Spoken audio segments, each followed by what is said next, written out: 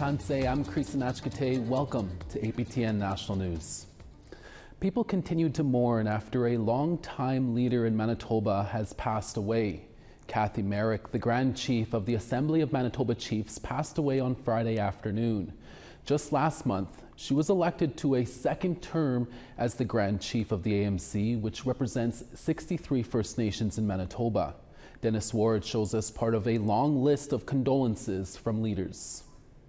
In October 2022, Merrick made history, becoming the first woman to be elected Grand Chief. Prior to holding that role, she was the chief of Attawapiskat Cree Nation in northern Manitoba. She was only the second woman to hold that role when elected chief in 2013. Merrick was speaking at a press conference outside of the Manitoba Law Courts when she collapsed on Friday. She was taken to hospital in an ambulance where she later died. Over her many years in leadership, Merrick has been a tireless advocate for health care for First Nations people, suicide prevention, MMIWG, and much more. Condolences have been pouring in for the Grand Chief. Manitoba Premier Wab Kinew saying he and his wife Lisa have known Cathy for years as a Grand Chief, First Nations leader, sun dancer, and cookum. She was the first woman to be elected as Grand Chief of the Assembly of Manitoba Chiefs, something that made so many Indigenous and non-Indigenous people in our province proud. Kinew saying he would miss Merrick's wise counsel and, most of all, her hugs. Flags outside the Legislative Building have been lowered to half-mast in recognition. Winnipeg Mayor Scott Gillingham released a statement saying the Grand Chief's leadership, strength, and compassion touched many lives, and I know she will be deeply missed by her family, friends, the Assembly of Manitoba Chiefs, and Indigenous communities across the country. Gary Anandasangari, the Minister of Crown Indigenous Relations, posting that he was shocked and heartbroken by the sudden passing of Merrick, who he called a fierce advocate. First Nation leaders gathered in Winnipeg Saturday to remember Cathy Merrick. You know, she always gave a hug. That's what I remember most about her. First Nation chiefs remembered Merrick's kindness and compassion, the hard work she put in to get a landfill searched for the remains of 2 First Nations women, her focus on advocating for better health care for First Nations people. Manitoba Premier Wab Kinew says Merrick's body will lie in state at the Manitoba Legislature before going home to her community of Attawapiskat Cree Nation, where she was chief. Dates and times for people to pay tribute to her will be given in the future.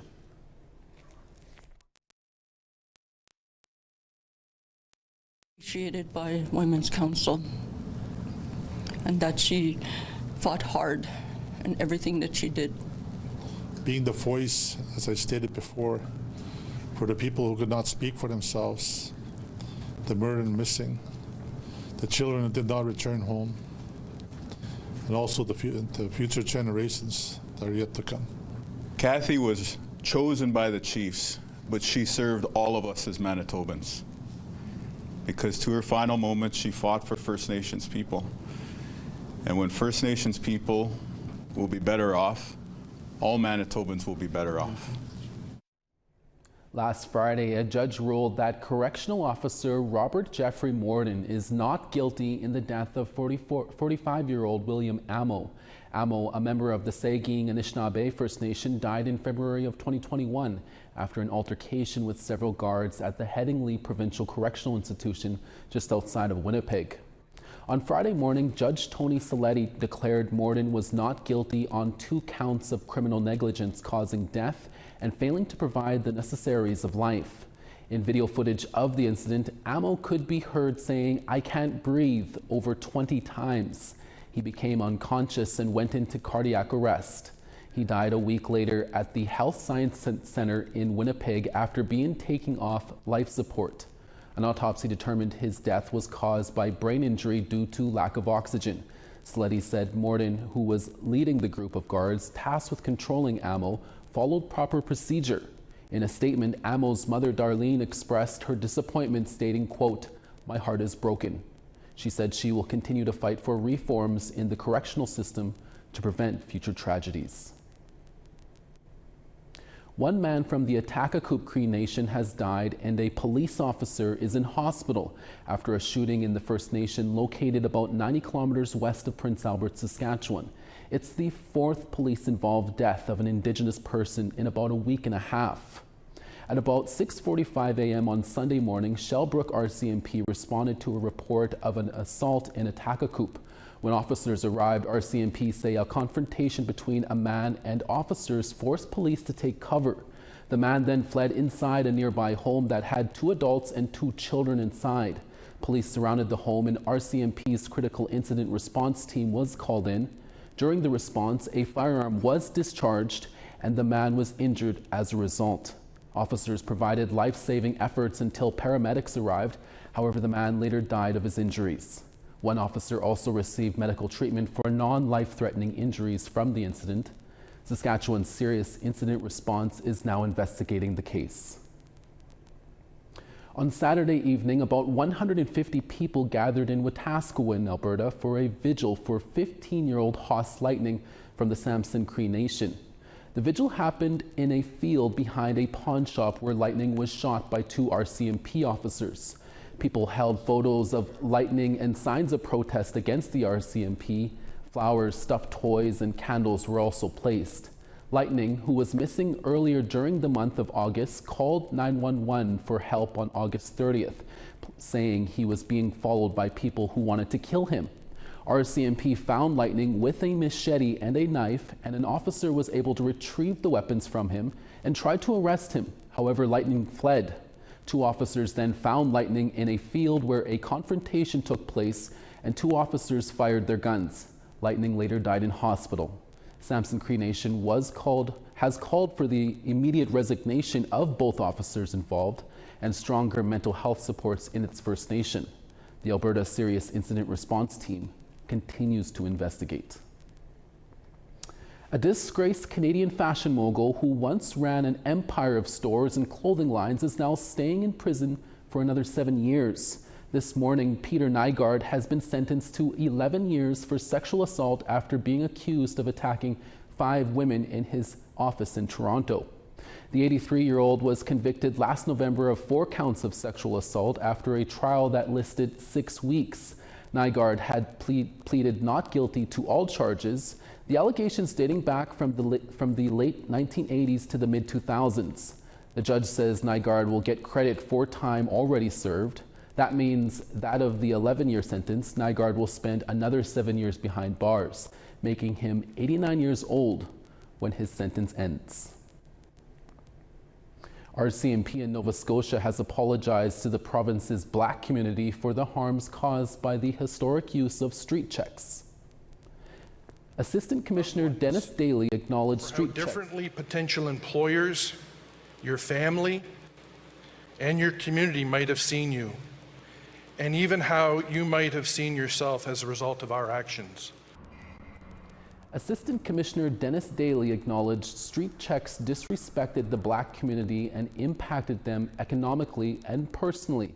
Street checks involve police randomly stopping citizens to record and store their personal information. The practice is now banned in Nova Scotia.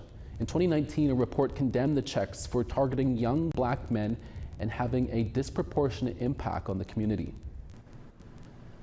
A major Indigenous housing announcement was made in Toronto. 4 Indigenous organizations in Southern Ontario are getting a total of $24 million to provide 99 housing units. APTN's Fraser Needham has more. Crown Indigenous Relations Minister Gary Anasandagri was at the announcement, and he says the new funding addresses a major need. You know, the City of Toronto has amongst the largest urban Indigenous populations of any community in Canada, and it's a community that oftentimes is left out in many of the major mainstream programming. And what we're able to do with the housing providers that we announced today is provide culturally sensitive and appropriate supports. 3 Toronto-based organizations, Thunder Women Healing Lodge Society, Ontario Federation of Indigenous Friendship Centres, and Na Me Res, or Native Men's Residents, are receiving funding. The 4th organization is Brantford Native Housing. The federal funding is being distributed by National Indigenous Collaborative Housing Incorporated, or NICHI. NICHI CEO John Gordon says demand has been high since the organization began taking proposals late last year. The National Indigenous Collaborative Housing, NICHI, received 447 proposals totaling $2.2 billion when we went to a proposal call back in December of 2023. So there's a significant need right across the entire country regarding housing for Indigenous communities in urban, rural, and northern areas. According to a government press release, to date, close to $274 million of federal funding for urban, rural, and northern Indigenous housing has been distributed to 72 projects across Canada that will build about 3,725 new units. Fraser Needham, APTN National News, Ottawa. We're always looking for your feedback or story ideas. Here's how you can continue the conversation. If you have a story you want to share, send us an email to news@aptn.ca. To read and watch our stories, go to aptnnews.ca.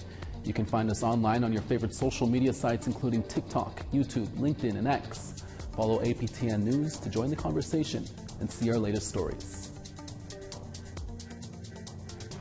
The Amazing Race Canada is saying goodbye to one Indigenous father and son duo from Thunderchild First Nation.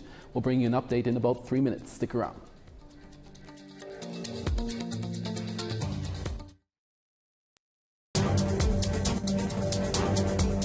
Welcome back. A First Nation woman's years-long legal battle against Yukon's Safer Communities and Neighborhoods Act, more commonly known as SCAN, has ended. Celia Wright challenged the act, which allowed short-notice evictions based on complaints of illegal activity at rented homes. As Sarah Connors tells us, the judgment in the case could be a precedent-setting. On Thursday, Yukon Supreme Court ruled in favor of Ta'anquatchin Council citizen Celia Wright. The court agreed that a section of Yukon SCAN Act, which allows landlords to end a lease with as little as 5 days' notice, violated her Section 7 charter right to life, liberty, and security. I feel happy. I feel confident. I feel like I've done something really powerful. The house rented by Wright and her now husband was raided by the RCMP in November 2020. Drugs, cash, and stolen weapons were seized, though most of Wright's charges have since been dismissed. 1 month after the raid, SCAN investigators served an eviction notice on Wright and her family of 10 with only 5 days' notice. The SCAN unit eventually rescinded its notice after the family's landlord served them with his own. For a time, Wright and her family faced housing insecurity, at one point living in an RV without running water during the winter. Nobody should have to be homeless, especially with kids. No child should have to face that kind of disruption. Chief Justice Suzanne Duncan ruled that the section of Yukon SCAN Act dealing with the 5 days eviction notice be struck down. Wright's lawyer says civil societies and law clinics in other jurisdictions have raised concerns about SCAN legislation and its constitutionality. This is a precedent-setting decision for this type of legislation, but also in the Section 7 context, and so hopefully it will help them deal with their laws and maybe, who knows, strike them down. A preliminary review of the act is underway. It's expected to be completed in 2027. Sarah Connors, APTN National News, Whitehorse. APTN reached out to Yukon government for comment but did not hear back by deadline. An exhibit that opened recently in South Korea features the work of 6 Inuit artists from the West Baffin Cooperative and 3 Korean artists. The work is the result of a unique cultural exchange between the two cultures. Se-Yoon Ju is a participating artist at the Canadian Pavilion in Gwangju-bi, an alley south in Korea. It is the first collaboration of its kind between the two nations. Ju had the opportunity to visit Nunavut twice as part of the cultural exchange. He says it was a great learning experience and the inspiration for this year's exhibit. Although it just opened, it's already a hit with the public. So they were like, wow, what is this? And many people are kind of mentioning about it. And also us, 3 of us Korean artists, we are trying to introducing and explaining our experience to get to Kenite twice. So we brought those ideas from their work, Inuit artist work as a Korean artist. So we are kind of interpreting into our kind of like art world to introduce this Inuit art and our experience to a Korean audience. As Amazing Race Canada fans said goodbye to one Indigenous team with the season winding down, another Indigenous team have made it to the finals. Last week, father-son team Michael and Amari Linklater from Saskatoon and Thunderchild First Nation were eliminated. This week, 4 teams stepped into the Amazing Race mat to claim their finalist spots. One of the teams is Taylor McPherson and Katie Mulcahy, who are both wrestlers. McPherson is from Edmonton, but is a proud member of the Miao-Ba-Geg First Nation in Newfoundland. If they win the race, she plans to use the prize money to start a non-profit, bringing sports to Indigenous communities. Mulcahy hopes to inspire young girls to get into physical fitness. Empowering women and women in sports, that we can do anything we set your mind to.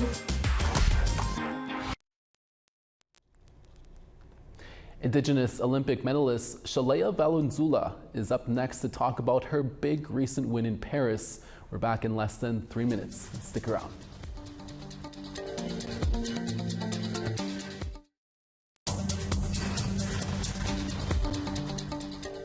Over on the East Coast, St. John's 20, Charlottetown 21. Cartwright 18, La Grande River 16. 19 in Gaspé, Saguenay 17. Toronto 22, Ottawa 20. Timmins 24, Thunder Bay 23. God's Lake 28, Thompson 23. 27 in Gimli, 29 in Winnipeg. Regina 35, Saskatoon 21. 29 in La Ronge, Stony Rapids 28. Fort Chipewyan 18, High Level 14. 34 in Medicine Hat, Calgary 28. 27 in Penticton, Campbell River 23. 18 in Prince George, Fort Nelson 18 as well. 15 in Watson Lake, Mayo 14. 14 in Yellowknife, Wrigley 15. Colville Lake 15, Inuvik 12. Chesterfield 7, Baker Lake 10. And Clyde River 6, Aglulik 9.